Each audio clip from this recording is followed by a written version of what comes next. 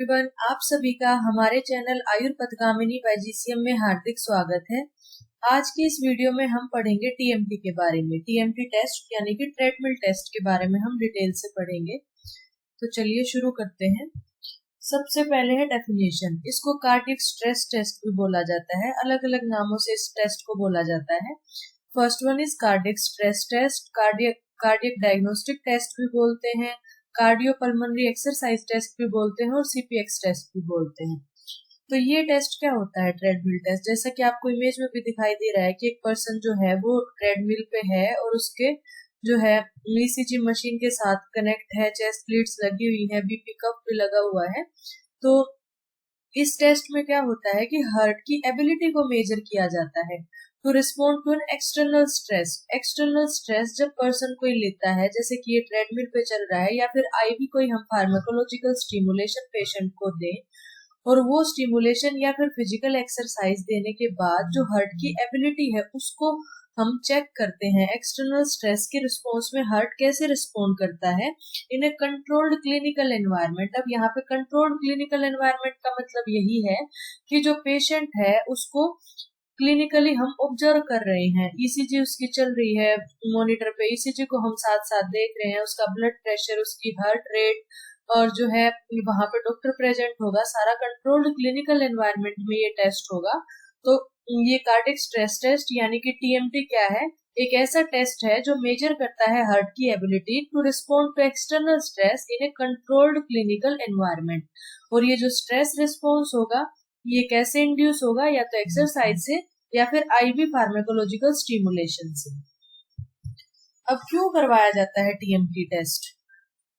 Mainly CAD जो है उसको डायग्नोस करने के लिए, या फिर जो पोस्ट एमआई या हार्ट अटैक के बाद जो उसका प्रोग्नोसिस है उसको जानने के लिए, या फिर अगर कोई पेशेंट एंजियोप्लास्टी या बाईपास सर्जरी किसी की हुई है तो उसका प्रोग्नोसिस देखने के लिए टीएमटी किया जाता है। टीएमटी में क्या चेक होगा? ये चेक होगा कि कोरोनरी आर्टरी जो है वो ब्लॉक तो नहीं है या फिर नैरोड तो नहीं है, जिसकी वजह से ब्लड फ्लो कम तो नहीं हो गया है, और chest pain, shortness of breath, exercise के दौरान पेशेंट को ऐसे सिम्टम तो नहीं आ रहे हैं। और ये सिम्टम अगर आ रहे हैं तो वो क्या इंडिकेट करेगा कि पेशेंट को पॉसिबल कोरोनरी आर्टरी डिजीज हो सकता है।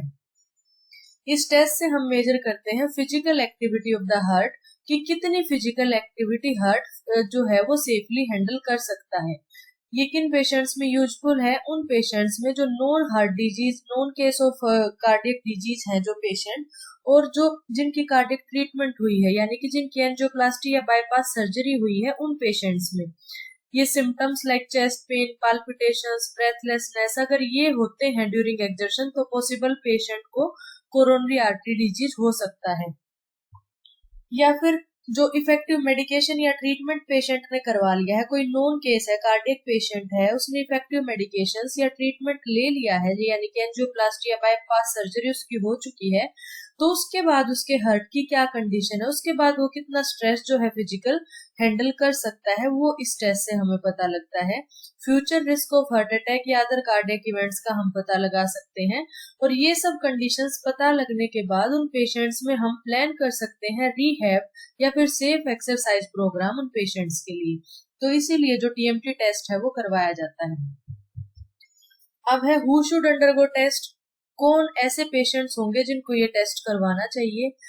जिन पेशेंट्स में बार बार एंजाइना के सिम्टम्स आ रहे हैं उन पेशेंट्स को करवाना चाहिए, या फिर किसी को हार्ट हिस्ट्री है प्रीवियस कोई हार्ट अटैक की, या फिर उनकी एंजियोप्लास्टी या बाईपास सर्जरी हुई है तो वो प्रोग्नोसिस देखने के लिए, हार्ट की एबिलिटी को देखने के लिए ये टेस्ट जो है वो करवाया जाएगा।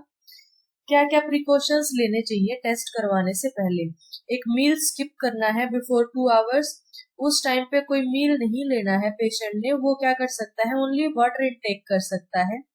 अगर कोई patient non case of hypertension है तो उसको ब्लड प्रेशर जो है वो उसका कंट्रोल होना चाहिए। अगर वो मेडिकेशन पे है तो टाइमली वो मेडिकेशन ले, और उसका जब कंट्रोल्ड ब्लड प्रेशर होगा तभी ये टेस्ट करना है। टेस्ट से पहले कैफीन अवॉइड करनी है। अगर कोई patient non case of diabetes mellitus भी है कार्डियक डिसऑर्डर के साथ साथ, तो उस पेशेंट्स में जो है एफबीएस या आरबीएस, फास्टिंग ब्लड शुगर या फिर रैंडम ब्लड शुगर, दोनों ही नॉर्मल होनी चाहिए। अगर कोई हेल्दी चेकअप केस है तो उसको प्रैक्टिस करना चाहिए brisk walking few days prior to the test. अगर कोई पेशेंट है known case of bronchial asthma, तो उसको अपना इनहेलर साथ में लेके आना है, क्योंकि जो अस्थमा है उसके सिम्टम्स एकदम से एग्रावेट भी कर सकते हैं, और वो जिस इनहेलर पे है वो इनहेलर पेशेंट को कैरी करना है, साथ में लेके आना है। तो ये कुछ प्रिकॉशंस हैं जो मेंटेन करके रखनी है, यानी कि एक तो खाना नहीं खाना है, पानी पानी पीना है 2 घंटे पहले तक, कैफीन नहीं लेना है, और नॉन केस ऑफ हाइपरटेंशन है तो ब्लड प्रेशर कंट्रोल होना चाहिए, डायबिटीज है तो ब्लड शुगर लेवल कंट्रोल होना चाहिए, और अगर अस्थमा है पेशेंट को तो उस टाइम पे सिम्टम्स कंट्रोल होने चाहिए। साथ ही पेशेंट जो है वो अपना इनहेलर साथ में लेके आए, तब हम टीएमटी टेस्ट पेशेंट का कराएंगे। टाइम कितना लगता है टेस्ट में? अराउंड 15 मिनट उसकी प्रिकॉशंस और ये प्रिपरेशन करने में लगते हैं, और अराउंड 15 मिनट्स मैक्सिमम जो है वो टेस्ट होता है। अब हम प्रोसीजर के बारे में बात करते हैं। सबसे पहले पेशेंट को जो है प्रोसीजर एक्सप्लेन कर देना है कि प्रोसीजर्स में क्या क्या होगा, इस प्रोसीजर में कैसे कैसे होगा, और पेशेंट को कैसे वॉक करना है या कैसे स्लोप इंक्रीज होगा, ये सब पेशेंट को बता देना है। हिस्ट्री टेकिंग अच्छे से करनी है, क्योंकि अगर हम हिस्ट्री नहीं लेंगे, डायरेक्ट पेशेंट की टीएमटी कर देंगे और वो पेशेंट हाइपरटेंसिव है या डायबिटीज का पेशेंट है या अस्थमा का पेशेंट है, तो जो उसके सिम्टम्स हैं वो बढ़ के और कॉम्प्लिकेशन पेशेंट को हो सकती है। तो सबसे पहले पेशेंट की प्रॉपर हिस्ट्री टेकिंग करनी है, और कुछ कॉन्ट्राइंडिकेशंस भी होती है टीएमटी की, तो इसीलिए प्रॉपर हिस्ट्री वहां पे हमने लेनी जरूरी है। देन चेक वाइटल्स, सभी वाइटल्स पेशेंट के चेक करने हैं, उस टाइम पे नॉर्मल होने चाहिए तभी टीएमटी होगी। चेस्ट लीड अप्लाई करनी है। चेस्ट लीड अप्लाई करने से पहले हमने ये देखना है कि अगर वो जो लीड्स हैं वो अच्छे से जो चेस्ट है उस पर लग रही है या नहीं लग रही। अगर वो अप्लाई अच्छे से नहीं हो पा रही है तो जो चेस्ट है उसकी सेविंग भी करनी पड़ सकती है। हेयर नहीं होने चाहिए, जब हेयर नहीं होंगे तो जो चेस्ट लीड्स है वो आराम से अप्लाई हम कर सकते हैं। चेस्ट लीड अप्लाई करनी है, पेशेंट को एक्सप्लेन करना है कि जो मशीन है उसका जो स्पीड और जो स्लोप है वो हर 3 मिनट में इंक्रीज होगा। अगर पेशेंट को chest pain, breathlessness, fatigue, nausea कोई भी सिम्टम्स पेशेंट को आते हैं तो इमीडिएटली हमने उस टेस्ट को स्टॉप कर देना है। और जो मोस्ट अडल्ट्स हैं उनमें जो टारगेट हार्ट रेट है वो अराउंड 9 मिनट में जो मोस्ट ऑफ द एडल्ट्स हैं वो अचीव कर लेते हैं। तो ये सारा प्रोसीजर है। सबसे पहले हमने पेशेंट प्रिपेयर कर लिया था, जो हमने प्रिकॉशंस और प्रिपरेशंस पढ़ी थी। उसके बाद पेशेंट की हिस्ट्री टेकिंग, वाइटल्स करने के बाद चेस्ट लीड अप्लाई करी जाएगी, बीपी कफ लगाया जाएगा पेशेंट को, और सारा प्रोसीजर एक्सप्लेन करने के बाद जो पेशेंट जो है वो उसकी टीएमटी कराई जाएगी। और अगर पेशेंट को बीच में कोई भी ऐसे सिम्टम्स आते हैं तो तुरंत उस टेस्ट को स्टॉप कर देना है हमने। अब इसमें 2 टाइप की फाइंडिंग होती है, एक पॉजिटिव टीएमटी, एक नेगेटिव टीएमटी। अब पॉजिटिव टीएमटी किसको कहेंगे? पॉजिटिव टीएमटी क्या होगा, यानी कि पॉजिटिव है treatment test for possible coronary artery disease. अब इसमें पॉजिटिव हम कब बोलेंगे? जब क्या क्या फाइंडिंग्स होंगी? तो ईसीजी में चेंज होगा। ईसीजी हमने देखा था यहाँ पे डायग्राम में कि मॉनिटर जो लगा हुआ है ईसीजी मॉनिटर है, और यहाँ पे ईसीजी में चेंजेस पेशेंट के देखने को मिलेंगे। ईसीजी चेंजेस क्या क्या मिल सकते हैं? एसटी सेगमेंट डिप्रेशन, अगर ग्रेटर देन और इक्वल टू 1 mm का एसटी सेगमेंट डिप्रेशन है, हॉरिजॉन्टल और डाउन स्लोपिंग ड्यूरिंग एक्सरसाइज और रिकवरी, एक्सरसाइज की फेज में या फिर रिकवरी की फेज में, तो वो कंडीशन में पॉजिटिव माना जाएगा। अगर एसटी सेगमेंट एलिवेशन है, और जो एलिवेशन है ये बहुत रेयर देखने को मिलता है, मोस्टली उन लीड्स में देखने को मिलता है जिनमें प्रायर क्यू वेव्स होती हैं। प्रायर क्यू वेव का मतलब क्या होता है कि पेशेंट को प्रीवियस एमआई का अटैक आया है कभी, तब वो प्रायर क्यू वेव्स मिलती हैं, और उस कंडीशन में एसटी एलिवेशन भी मिल सकता है। सिम्टम पेशेंट में क्या क्या मिलेंगे? एंजाइना हो सकता है, चेस्ट डिस्कम्फर्ट, चेस्ट हैवीनेस हो सकती है ड्यूरिंग एक्सर्शन, डिस्निया होगा, फटीग होगा, डिजीनेस होगा, ये सारे सिम्टम्स हो सकते हैं। हीमोडायनेमिक रिस्पॉन्स क्या होगा? अभी हमने देखा था कि बीपी कफ भी पेशेंट को लगाना है, तो abnormal rise in blood pressure हो सकता है, या फिर एक्सरसाइज इंड्यूस्ड हाइपोटेंशन पेशेंट को हो सकती है। Inability to reach target heart rate due to symptoms, मतलब जो टारगेट हार्ट रेट है उसको पेशेंट अचीव नहीं किया है और सिम्टम्स पेशेंट को आ गए हैं, यानी कि chest discomfort, chest pain, fatigue, dizziness etcetera patient को आ गया है, तो ये हीमोडायनेमिक रिस्पॉन्स हो सकता है। अदर ऑब्जर्वेशंस, एरिथमियाज हो सकते हैं, एक्सरसाइज की वजह से एरिथमियाज जनरेट हो सकते हैं, वेंट्रिकुलर एक्टोपिक्स हो सकते हैं। और early test termination due to symptoms और ईसीजी चेंज, या तो ईसीजी में चेंज आ गए हैं या पेशेंट को सिम्टम्स आ गए हैं ऐसे, जिसकी वजह से जो टेस्ट है वो टारगेट हार्ट रेट अचीव करने से पहले ही टर्मिनेट करना पड़ गया हो। तो वो सारी कंडीशंस में हम क्या बोलेंगे कि टीएमटी पॉजिटिव है। अब नेगेटिव टीएमटी कब बताएंगे? नेगेटिव कब होगा? Suggesting low probability of CAD. अब इसमें क्या क्या फाइंडिंग्स होंगी नेगेटिव टेस्ट की? सबसे फर्स्ट है ECG, no significant ST segment changes during exercise और रिकवरी फेज। सिम्टम्स, ये सिम्टम्स नहीं होंगे जो हमने पॉजिटिव के लिए पढ़े थे, symptoms like chest pain, chest discomfort, heaviness, dyspnoea, fatigue, dizziness, ये सिम्टम्स नहीं होंगे। Haemodynamic response, heart rate normal rise कर रही है, ब्लड प्रेशर नॉर्मल राइज कर रहा है जैसे कि एक्सरसाइज में होता है, और जो पेशेंट है वो टारगेट हार्ट रेट को अचीव कर पा रहा है without symptoms. Overall interpretation, test को नेगेटिव कंसीडर करेंगे फॉर इंड्यूसिबल एमआई और low likelihood of significant coronary artery disease, यानी कि पेशेंट की ना तो ईसीजी में चेंज आ रहा है, ना पेशेंट को सिम्टम आ रहे हैं, और एक्सरसाइज कर रहा है पेशेंट, जैसे ट्रेडमिल पे चल रहा है, तो उसी के अकॉर्डिंग उसकी हार्ट रेट और ब्लड प्रेशर राइज कर रहा है, तो उस कंडीशन में टीएमटी क्या होगी? नेगेटिव होगी, और पेशेंट अपने टारगेट हार्ट रेट को अचीव कर पा रहा है, तो ये टीएमटी नेगेटिव मानी जाएगी। अब ये तो था एक्सरसाइज फेज की, पेशेंट चल रहा है ट्रेडमिल पे, तब क्या क्या सिम्टम्स पेशेंट को आएंगे। अब ये एक्सरसाइज के बाद एक कूल डाउन फेज आती है कि जब पीक एक्सरसाइज ट्रेडमिल टेस्ट में हो जाती है, यानी कि पेशेंट जो है पीक एक्सरसाइज पे होता है, अपनी हार्ट रेट टारगेटेड अचीव कर चुका होता है, देन पेशेंट को कंटिन्यू वॉक कराया जाता है ट्रेडमिल पे स्लो एंड कंफर्टेबल पेस पे, usually between 1 and 2 miles per hour की स्पीड से, वाइल जो इंक्लाइन है ट्रेडमिल का स्लोप जो है वो 0 पे सेट कर दिया जाता है, यानी कि बिल्कुल फ्लैट सा सरफेस उसको कर दिया जाता है, अप्रोक्स फ्लैट होगा वो, 0 इंक्लाइन होगा। तो ये कूल डाउन फेज होगा, मतलब ऐसा नहीं है कि टारगेट हार्ट रेट अचीव करी और हमने ट्रेडमिल को स्टॉप कर दिया तुरंत और पेशेंट को ट्रेडमिल से उतार दिया, ऐसा नहीं होगा। इसमें एक कूल डाउन फेज हमने करनी है, यानी कि जो उसका स्लोप है वो 0 कर देना है, स्पीड है वो स्लो कर देनी है, और पेशेंट उस पर कंटिन्यू वॉक करता रहेगा। ऐसा क्यों किया जाता है? ऐसा करने से यानी कि ये इंश्योर करता है minimal exertion while allowing the cardiovascular system to gradually adjust from high intensity exercise to rest. एकदम से हम एडजस्ट नहीं करा सकते, स्लो स्लो स्पीड पे पेशेंट कुछ टाइम चलेगा तो जो उसका कार्डियोवास्कुलर सिस्टम है वो जो है एडजस्ट कर लेगा इतनी हाई इंटेंसिटी से टू रेस्ट की कंडीशन की तरफ। इस पीरियड में क्या होगा?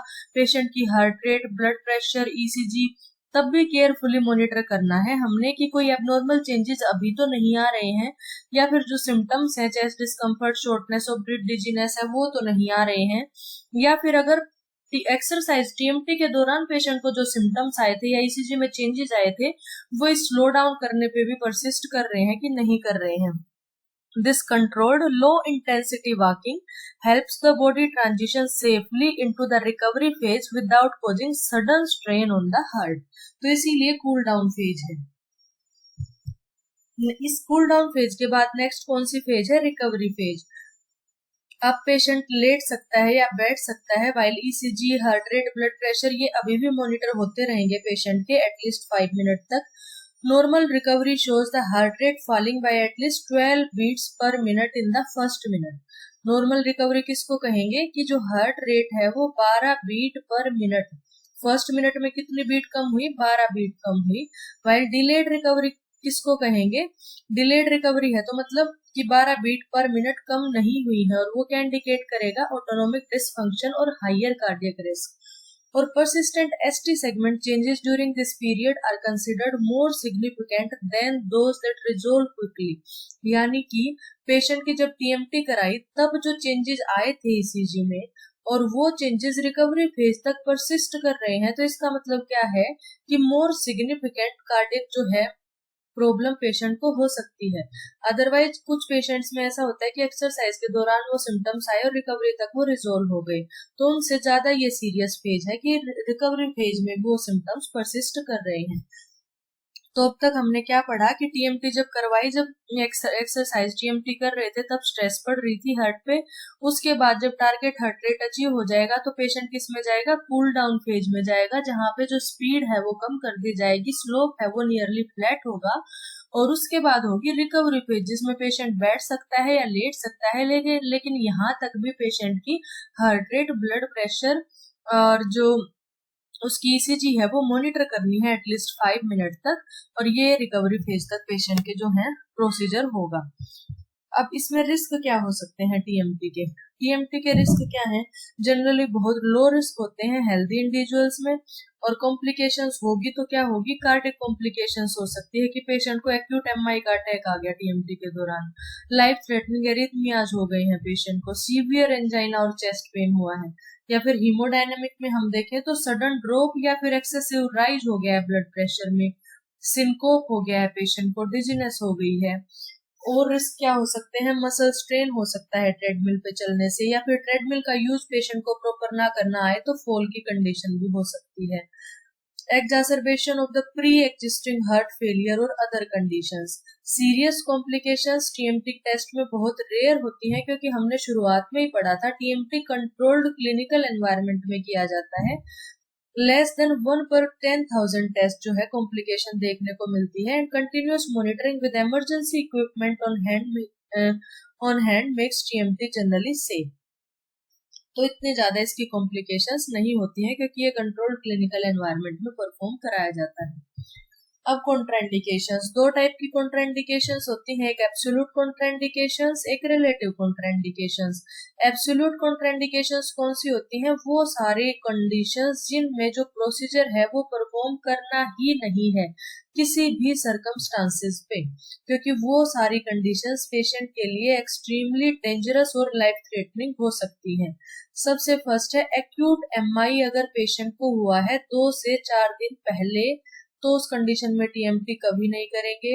अनस्टेबल एंजाइना की कंडीशन है, अनकंट्रोल्ड कार्डियक एरिथमियाज हैं जिनकी वजह से सिम्टम्स हो रहे हैं और हीमोडायनामिक कॉम्प्रोमाइज हो रहा है पेशेंट, सीवियर एओर्टिक स्टेनोसिस है, डीकम्पनसेटेड हार्ट फेलियर की कंडीशन, एक्यूट पल्मोनरी एम्बोलिज्म और pulmonary infarction, acute myocarditis, pericarditis, या फिर सस्पेक्टेड और नॉन डाइसेक्टिंग एन्यूरिज्म। तो ये सारी आप जैसा देख रहे हैं इनके नाम से ही पता है कि ये सारी कार्डियक इमरजेंसीज हैं। अगर ये पेशेंट को हुई है तो उस कंडीशन में टीएमटी परफॉर्म नहीं कराएंगे।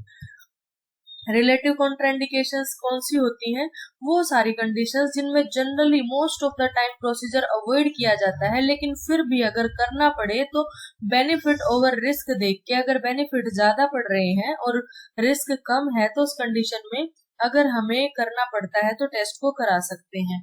लेकिन ये भी कॉन्ट्राइंडिकेटेड है अगर सीवियर हाइपरटेंशन है पेशेंट को, इलेक्ट्रोलाइट इम्बैलेंस है तो पेशेंट चल ही नहीं पाएगा ट्रेडमिल पर प्रॉपर तरीके से, सीवियर ऑर्थोपेडिक या न्यूरोलॉजिकल कोई कंडीशन है जिसकी वजह से वो ट्रेडमिल पे चल नहीं पाएगा, एडवांस सिस्टमिक इलनेस है, सीवियर एनीमिया है, अनकंट्रोल्ड डायबिटीज है तो नहीं कराएंगे, मेंटल इम्पेयरमेंट है पेशेंट को या inability to cooperate with the test, तब हम नहीं कराएंगे। तो टीएमटी ओनली तभी परफॉर्म कराना है जब बेनिफिट ओवरवेट्स द रिस्क, यानी कि रिस्क से ज्यादा बेनिफिट है उस टेस्ट कराने के, तब हम इन कंडीशंस में रिलेटिव कॉन्ट्राइंडिकेशंस को ध्यान में रखते हुए टेस्ट करा सकते हैं अंडर कंटिन्यूअस मॉनिटरिंग। अब जो टीएमटी है इसमें एक ब्रूस प्रोटोकॉल यूज होता है, क्योंकि जो रिपोर्ट देखोगे आप उसमें लिखा आएगा कि protocol use Bruce protocol. Bruce protocol क्या होता है, ये standardise stepwise test develop किया था डॉक्टर रॉबर्ट ए ब्रूस ने, इसीलिए इसको क्या बोलते हैं, ब्रूस प्रोटोकॉल बोलते हैं, in 1963 to evaluate cardiac function and exercise tolerance. ये क्या है, ग्रेडेड एक्सरसाइज टेस्ट है जहां पे स्पीड और जो इंक्लाइन है ट्रेडमिल की वो इंक्रीज करी जाती है एवरी 3 मिनट में until the person reaches their target heart rate और experience limiting symptoms. This gradually increase the workload of the heart, helping assess how the heart respond to stress. यानी कि जो डॉक्टर रॉबर्ट ए Bruce थे उन्होंने ये standardise stepwise test develop किया था 1963 में, और उन्होंने क्या बताया कि एवरी 3 मिनट में जो स्पीड है और जो इंक्लाइन है वो इंक्रीज किया जाएगा। जैसे कि आपको टेबल में भी दिखाई दे रहा है, 0 to 3 मिनट है तो स्पीड क्या रहेगी 1.7, इंक्लाइन कितने परसेंट रहेगा 10%। तो ये स्पीड और इंक्लाइन दोनों एवरी 3 मिनट में इंक्रीज करेंगे तो वो प्रोटोकॉल क्या कहलाएगी, ब्रूस प्रोटोकॉल। यानी कि जो टीएमटी है, टीएमटी करते टाइम एवरी 3 मिनट जो ट्रेडमिल है उसकी स्पीड और इंक्लाइन को अगर इंक्रीज किया जाएगा तो ब्रूस प्रोटोकॉल के अकॉर्डिंग होगा। अब यहाँ पे टारगेट हार्ट रेट वर्ड बार बार आ रहा है, तो टारगेट हार्ट रेट क्या होती है, कैसे पता लगेगा कि पेशेंट की टारगेट हार्ट रेट क्या है। तो एक बेसिक फॉर्मूला है, एज बेस्ड फॉर्मूला। इसमें क्या होगा, मैक्सिमम हार्ट रेट निकालने का फॉर्मूला है 220 minus age, 220 minus age in years.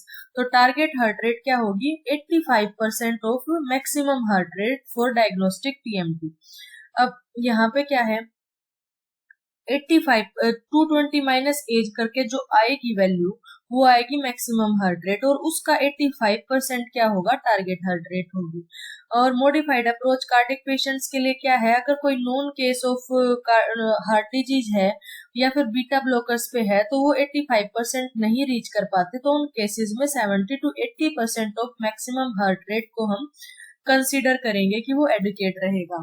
Next है कार्बोनिल फॉर्मूला, ये एक अलग फॉर्मूला है, ये मोर एक्यूरेट है, कंसीडर्स रेस्टिंग हार्ट रेट। इसमें क्या होगा, टारगेट हार्ट रेट निकालने का ये फॉर्मूला है। इसमें क्या फॉर्मूला है, maximum heart rate minus resting heart rate multiplied by desired intensity percent plus resting heart rate. अब फॉर एग्जांपल पेशेंट की एज है 50 इयर्स, तो रेस्टिंग हार्ट रेट है 70 beats per minute, resting condition में हमने हार्ट रेट कैलकुलेट करी है, और डिजायर्ड इंटेंसिटी हमें चाहिए 85%। तो फॉर्मूला क्या रहेगा, सबसे पहले तो हमें मैक्सिमम हार्ट रेट निकालनी है 220 माइनस एज करके, 220 माइनस 50 करेंगे तो 170 आ गया। अब टारगेट हार्ट रेट क्या होगी 170 माइनस, फॉर्मूला देखो ऊपर क्या है, ये क्या है maximum heart rate. Maximum heart rate हमारी कितनी आई 170, तो 170 माइनस रेस्टिंग हार्ट रेट। अब रेस्टिंग हार्ट रेट हमारी कितनी थी 70 beats per minute minus 70 multiplied by desired intensity in percent. अब 85% है हमारी डिजायर्ड इंटेंसिटी, तो यहाँ पे क्या आ गया डिजायर्ड इंटेंसिटी का परसेंट 85 का 0.85 यहाँ पे आ गया, प्लस रेस्टिंग हार्ट रेट कितना आ गया, रेस्टिंग हार्ट रेट हमारी थी 70 बीट्स पर मिनट। तो ये टोटल इस फॉर्मूला से कितना निकल के आया 155 बीट्स पर मिनट। तो ये हमें निकालना नहीं है, रिपोर्ट में खुद ही आएगा कि टारगेट हार्ट रेट ये है और पेशेंट ने ये अचीव किया है। तो ये फॉर्मूला है हार्ट रेट निकालने का। अब यहाँ पे हम केस सिनेरियो देखते हैं कि एक पेशेंट है, male patient 52 years age, Mister R K Sharma. Chief complaint क्या थी, chest discomfort on exertion for 2 months, hypertensive for 8 years, smoker 10 pack per year, no previous cardiac event, medications है, नॉन केस ऑफ हाइपरटेंशन है तो amlodipine पे है 5 mg OD dose में। ये patient है, ये टीएमटी के लिए हमारे पास आया है। अब इसमें प्रोटोकॉल यूज क्या होगी, Bruce protocol.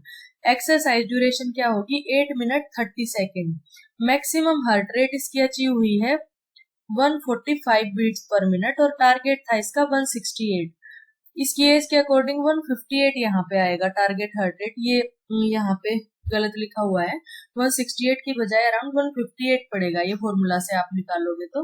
Maximum heart rate उसने कितनी अचीव करी, ये पेशेंट की रिपोर्ट है, ट्रेडमिल जो टीएमटी टेस्ट की। ब्रूस प्रोटोकॉल यूज हुआ है 8 मिनट 30 सेकेंड में 145 beat per minute maximum heart rate उसने अचीव किया है।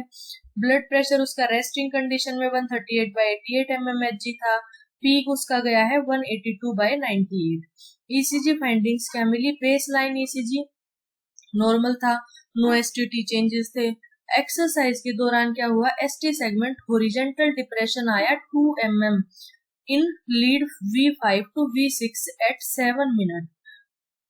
रिकवरी फेज में एसटी सेगमेंट चेंज परसिस्ट करे फॉर 3 मिनट पोस्ट एक्सरसाइज। अब सिम्टम्स ड्यूरिंग द टेस्ट क्या है, mild chest heaviness at peak exercise.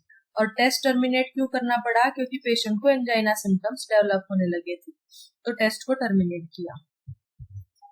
अब ये टेस्ट क्या है, इसकी इंटरप्रिटेशन में क्या लिखा है कि positive TMT for MI indicated by horizontal ST segment depression. अब 2 mm का आया था ना पेशेंट को, और अगर एक से ज्यादा है तो वहां पे क्या होगा, पॉजिटिव बताएगा। Persistence of ST changes into recovery phase, मैंने बताया था ना कि कुछ पेशेंट्स में रिकवरी फेज तक वो चेंजेस चले जाते हैं, लेकिन कुछ पेशेंट्स में परसिस्ट करते हैं। और पेशेंट को एक्सरसाइज इंड्यूस्ड एंजाइना हुआ जिसकी वजह से टीएमटी टर्मिनेट की गई। अब हीमोडायनेमिक रिस्पॉन्स इसका कैसा रहा, ब्लड प्रेशर इसका अप्रोप्रिएटली एलिवेट हुआ, एक्सरसाइज के साथ हार्ट रेट भी बढ़ी।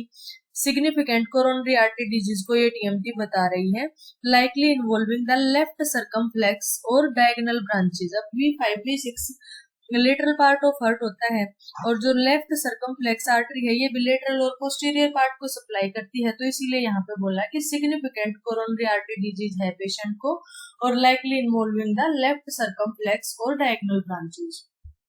ये इंटरप्रिटेशन आई इस पेशेंट। अब इसको क्या रिकमेंड करेंगे, अब पॉजिटिव टीएमटी आई है पेशेंट की, तो इसको कोरोनरी एंजियोग्राफी रिकमेंड करेंगे पेशेंट को। कंटिन्यू एंटी एंजाइनल थेरेपी जो इसकी पहले से चल रही है वो मेंटेन करके रखे ये, और जो रिस्क फैक्टर है लाइक पेशेंट को हाइपरटेंशन है तो बीपी कंट्रोल रखे, स्मोकिंग अवॉइड करे। पेशेंट को स्टर्नस एक्सरसाइज हम बोलेंगे कि पेशेंट ना करे अंटिल फर्दर इवेल्युएशन। अब यहाँ पे मैंने एक कंपैरिजन शो करी है आपको, नॉर्मल और पेशेंट की वैल्यू। प्रोटोकॉल तो ब्रूस प्रोटोकॉल यूज हुआ है। अब एक्सरसाइज ड्यूरेशन पेशेंट की कितनी आई, 8 मिनट और 30 सेकेंड, तो नॉर्मल कितनी होती है, 8 to 12 मिनट होती है। और अगर पेशेंट को 6 मिनट से ज्यादा 6 मिनट से कम है ना, तो उसका पुअर एक्सरसाइज टॉलरेंस है, लेकिन हमारे पेशेंट में कितना आया, 8 मिनट 30 सेकेंड आया है। मैक्सिमम हार्ट रेट अचीव कितना हुआ, 145, और टारगेट हार्ट रेट इसकी कितनी थी, अगर ये 220 माइनस एज करेंगे तो 168 आएगा, और उसका 85% कितना आएगा, 158 आएगा। तो 158 से 145 थोड़ा सा ही कम है, तो स्लाइटली बिलो टारगेट है, लेकिन एंजाइना डेवलप हो गया था पेशेंट को, हार्ट रेट अचीव करते करते एंजाइना डेवलप हो गया था। रेस्टिंग ब्लड प्रेशर 138/88 है, ये भी स्लाइटली रेज्ड है, स्लाइटली हाइपरटेंसिव बेसलाइन कंडीशन है, ब्लड प्रेशर इतना होना चाहिए लेकिन फिर भी ये बेसलाइन के पास है। पीक ब्लड प्रेशर पेशेंट का आया 182/98 mmHg, systolic rise less than 210 होना चाहिए, ये नॉर्मल रिस्पॉन्स आया है पेशेंट का। तो अब तक हमारे यहाँ पे क्या एबनॉर्मेलिटी आई है, एक तो मैक्सिमम हार्ट रेट इसकी अचीव नहीं हुई है, 158 नहीं हुई, 145 हुई है, और पेशेंट को साथ में क्या हो गया, एंजाइना हो गया है, और साथ में ये ब्लड प्रेशर रेज था क्योंकि हाइपरटेंसिव है पेशेंट, और बाकी चीजें इसमें इतनी ज्यादा कोई एबनॉर्मल यहाँ तक नहीं आई है। नेक्स्ट आया है चेंज जो आया है मेन, वो ईसीजी में। बेसलाइन ईसीजी में तो कोई एबनॉर्मेलिटी नहीं थी, लेकिन एक्सरसाइज के दौरान पेशेंट को क्या आया, एसटी डिप्रेशन आया 2 mm का। अगर 1 mm से ज्यादा या बराबर होगा तो वो क्या होगा, नॉट सिग्निफिकेंट चेंज होगा, मतलब एबनॉर्मेलिटी आएगी। तो यहाँ पे हमारे पेशेंट में आया है एसटी डिप्रेशन। एसटी डिप्रेशन आया है तो मतलब वो क्या बताएगा, मायोकार्डियल इस्चीमिया को बताएगा। और रिकवरी फेज में भी पेशेंट को 3 मिनट तक जो ये ईसीजी के चेंजेस हैं ये परसिस्ट किए हैं। नॉर्मल पेशेंट में 1 to 2 मिनट में नॉर्मल आ जाते हैं, चेंजेस हट जाते हैं, लेकिन इसको 3 मिनट तक परसिस्ट किए हैं, यानी कि परसिस्टेंट चेंजेस हैं, तो सिग्निफिकेंट इस्चीमिया पेशेंट को हुआ है। टेस्ट के दौरान पेशेंट को सिम्टम क्या आए, माइल्ड चेस्ट हैवीनेस हुई है। नॉर्मली क्या होता है, पेशेंट को कोई सिम्टम्स नहीं आते कि एंजाइना नहीं होगा पेशेंट को, लेकिन यहाँ पे पेशेंट को एक्सरसाइज इंड्यूस्ड एंजाइना हुआ है, तो मतलब टीएमटी पॉजिटिव है। टेस्ट टर्मिनेशन क्यों हुआ, क्योंकि पेशेंट को एंजाइना होने लग गया था। तो ओवरऑल इंटरप्रिटेशन क्या आई है, पॉजिटिव फॉर इंड्यूसिबल इस्चीमिया, यानी कि इसकी टीएमटी पॉजिटिव है। और वो क्या सजेस्ट करती है, कोरोनरी आर्टरी डिजीज को सजेस्ट करती है। और चेंजेस आए हैं V5 V6 में, जो कि लेटरल पार्ट ऑफ हार्ट को डिनोट करते हैं, तो लेफ्ट सर्कमफ्लेक्स आर्टरी जो है वो इसकी प्रोबेबली यहाँ पे इन्वॉल्व है। तो ये हमने एक रिपोर्ट को पढ़ा है कि पेशेंट की रिपोर्ट में क्या क्या मिलता है टीएमटी में, और नॉर्मल क्या होता है वो हमने देखा, और हमारे पेशेंट का क्या आया है और किस वजह से हमने उसको पॉजिटिव कहा है, ये हमने यहाँ पे कंपेरिजन की है। अब हम यहाँ पे देखते हैं कि टीएमटी की रिपोर्ट में और किन किन कंडीशंस में क्या क्या फाइंडिंग्स मिलती हैं। कोरोनरी आर्टरी डिजीज होगा तो ईसीजी में चेंजेस मिलेंगे, हॉरिजॉन्टल और डाउन स्लोपिंग एसटी डिप्रेशन मिलेगा greater than equal to 1 mm का ड्यूरिंग एक्सरसाइज, और एक्सरसाइज इंड्यूस्ड एंजाइना मिल सकता है। अगर प्रीवियस एमआई है, अगर किसी को प्रीवियस क्यू वेव दिखाई दे रही है और साथ में एसटी डिप्रेशन या एलिवेशन है इनफेक्टेड लीड्स में, रिड्यूस्ड एक्सरसाइज टॉलरेंस है, अर्ली फैटिग है, तो वो क्या बताएगा, प्रीवियस एमआई को बताएगा। अगर एलवीएच है पेशेंट को तो बेसलाइन ST2T चेंजेस मिलेंगे। एक्सरसाइज में एक्सैगरेट ST depression with strain pattern. Hypertension होगा तो बीपी राइज होगा और उसमें जो है ईसीजी में सिग्निफिकेंट चेंजेस हो सकता है ना भी आए। और नॉर्मल पर्सन में क्या होगा, कोई एसटी चेंजेस नहीं मिलेंगे। अप्रोप्रिएट हार्ट रेट राइज होगी, बीपी राइज होगा according to the exercise. Patient को angina, chest pain, chest discomfort, dizziness ये सिम्टम्स नहीं आएंगे। तो ये सारी कंडीशंस हैं जिनमें ये फाइंडिंग्स हमें मिल सकती है। अब हमें की पॉइंट्स क्या याद रखने हैं कि एसटी डिप्रेशन अगर greater than equal to 1 mm है, हॉरिजॉन्टल और डाउन स्लोपिंग, तो ये किसका symptom, classic for ischemia. ST elevation usually more serious, sometime indicating prior MI or spasm. Symptoms like chest pain, fatigue, dyspnea during exercise add to interpretation. Recovery phase ECG और heart rate response also provide important prognostic information कि अगर recovery phase में भी जो changes हैं वो persist कर रहे हैं तो प्रोग्नोसिस बैड है। अगर वो रिजोल्व हो रहे हैं तो उतना बैड नहीं है प्रोग्नोसिस। तो ये वीडियो थी आज की, हमने इसमें टीएमटी टेस्ट को कंप्लीट किया है। टीएमटी यानी कि ट्रेडमिल पे पेशेंट को हमने चलाना है। ट्रेडमिल की जो स्पीड है, स्लोप है, वो एवरी 3 मिनट में इंक्रीज होगा। उस टाइम पे पेशेंट को कंट्रोल्ड क्लिनिकल एनवायरनमेंट में हम उसकी ECG, blood pressure, heart rate और सिम्टम्स को मॉनिटर कर रहे हैं। अगर पेशेंट को इनमें से कोई चेंजेस आते हैं, यानी कि ईसीजी में कोई चेंज आता है या फिर सिम्टम आते हैं, तो पॉजिटिव टीएमटी होगी, और अगर नहीं आते हैं तो नेगेटिव टीएमटी होगी। तो ये हमने एक केस के थ्रू भी कंपैरिजन किया पेशेंट की वैल्यू को नॉर्मल वैल्यू से। तो आप कोई भी टीएमटी की रिपोर्ट देखेंगे अभी, तो आप ये इजीली फाइंड आउट कर सकते हैं कि पेशेंट को पॉजिटिव टीएमटी अगर रिपोर्ट में लिखा है तो क्यों लिखा है, कौन सा पार्ट हार्ट का इन्वॉल्व है और क्या पेशेंट को प्रॉब्लम है। अगर आपको वीडियो अच्छी लगी तो वीडियो को लाइक करें, चैनल को सब्सक्राइब करें। Thank you so much.